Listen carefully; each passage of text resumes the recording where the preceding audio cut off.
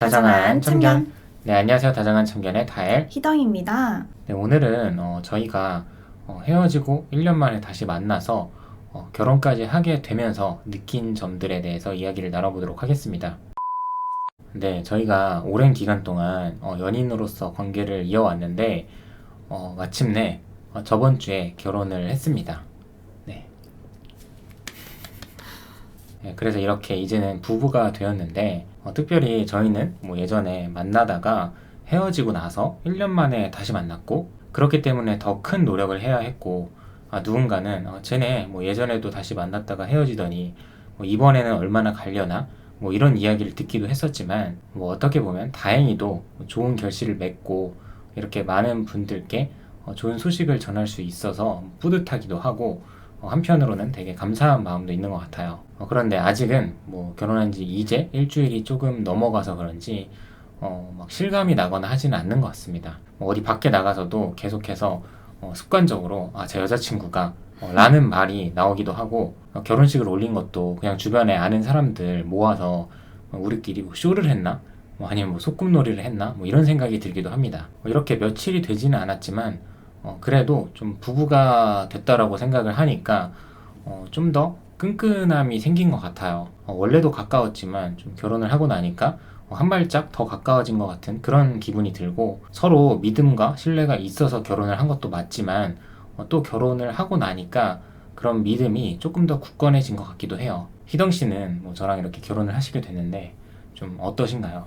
네. 우선 저는 주변 지인들이 그러니까 헤어지고 다시 만났는데 결혼까지 하는 그런 경우를 많이 못 본 것 같은데 너는 그렇게 결혼까지 하게 돼서 되게 신기하다라는 말을 많이 하더라고요. 근데 실제로 저도 신기하기도 했습니다. 제가 이렇게 지나온 시간들을 돌이켜 봤을 때 재회 전과 재회 후 다혜님과의 관계와 서로의 모습들을 한번 돌이켜 봤을 때 정말 180도가 다르다 이렇게 말씀드릴 수 있을 것 같거든요. 그렇기 때문에 결혼까지 할 수 있게 됐었던 것 같고 이 결혼에 대해서 그리고 결혼하는 상대방에 대해서 굉장히 만족할 수 있었던 것 같아요. 저희가 재회를 하고 이렇게 같이 유튜브도 하게 되고 많은 분들이랑 소통을 할 수 있는 기회들이 있었는데 그분들에게 재회에 대한 이야기를 많이 해놓고 나서 저희가 헤어지게 되면 사실 그림이 조금 웃기잖아요. 어떻게 보면은 말만 번지르르 하고 행동은 그렇지 않다라는 거를 증명하는 꼴이 돼버리니까요. 돌이켜 생각해보면 서로 잘 될 자신이 있었기 때문에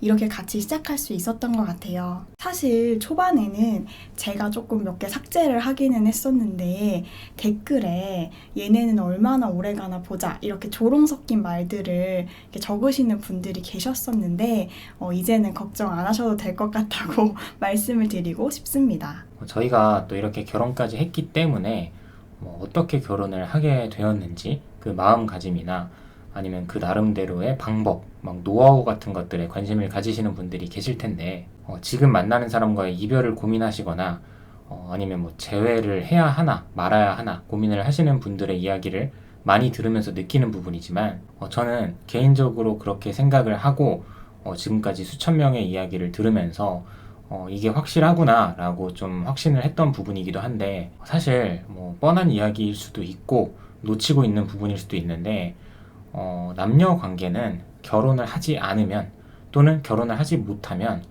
결국에는 헤어질 수밖에 없습니다. 가끔 보면 이런 부분에 대해서 부정하고 싶어 하는 분들이 계시다는 것도 알아요.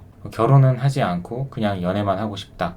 자유롭게 만나고 싶을 때 만나고 구속받지 않으면서 뭐 쉬고 싶을 때는 쉬고 뭐 이런 연애를 말씀을 하시는 거죠. 근데 이 말이 현실적으로는 어차피 헤어질 걸 알고 만난다 이것과 크게 다르지 않다고 생각을 하거든요. 많은 분들의 현실적인 연애를 들으면서 저희가 느꼈던 부분도 정말 예외적으로 나나 상대가 돌싱이거나 아이가 있거나 아니라면 뭐 40대, 좀 50대 나이가 비교적 있으신 분들의 연애에 한해서는 그렇게 되는 경우도 뭐 정말 소수지만 있었던 것 같아요. 그런데 이런 경우가 아니라면 사실 결말은 대부분 정해져 있다라고 볼 수 있는 것 같아요. 저 또한 27살에 희덩이와 재회를 했지만 재회를 한다면 반드시 무조건 결혼을 한다는 생각으로 임했었거든요. 그리고 그에 대한 구체적인 계획들도 정말 많이 짰었고요. 저도 지금까지 희동이를 만나기 전에 여러 번 연애를 해오면서 재회를 해야겠다라고 해서 재회를 한 게 이번이 처음이자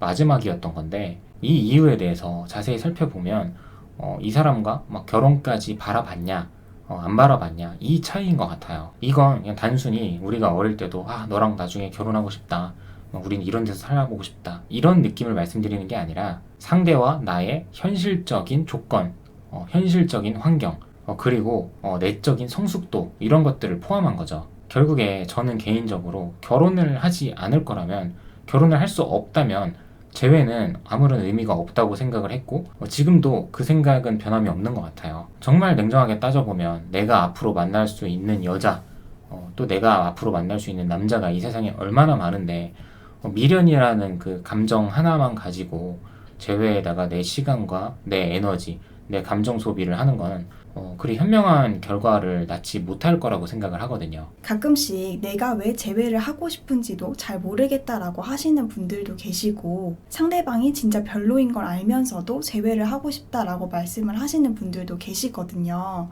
네, 저희도 재회에 대한 분명한 목적이 있었는데도 이 건강한 관계를 유지할 때 조금 힘들 때가 있었습니다. 근데 재회에 대한 목적이 뚜렷하지 않은 상태에서 재회를 하게 된다고 하면 그냥 바로 무너질 수밖에 없는 것 같아요. 그 시작과 과정, 결과, 그 모든 순간순간에 내 자존감이랑 내 자신감만 떨어지게 되고 상처를 받고 끝나시는 분들을 많이 봤거든요. 그래서 가끔 말씀드리지만 재회를 목적으로 두지 마시고, 재회했을 때 나는 어떤 모습을 보이고 싶고 어떤 모습으로 이 연애를 이어나가고 싶은지에 대해서 조금은 분명한 목적을 가지고 계시는 게 좋을 것 같다라는 생각을 합니다. 지금까지 저희 기준에서는 정말 많은 분들께서 영상을 봐주시고 관심을 가져주신 부분에 대해서 진심으로 감사하게 생각을 하고요. 이제는 저희가 부부로서 조금 더 안정감을 갖고 단단한 모습으로 더 많은 분들께 더 많은 도움을 드릴 수 있도록 노력하겠습니다.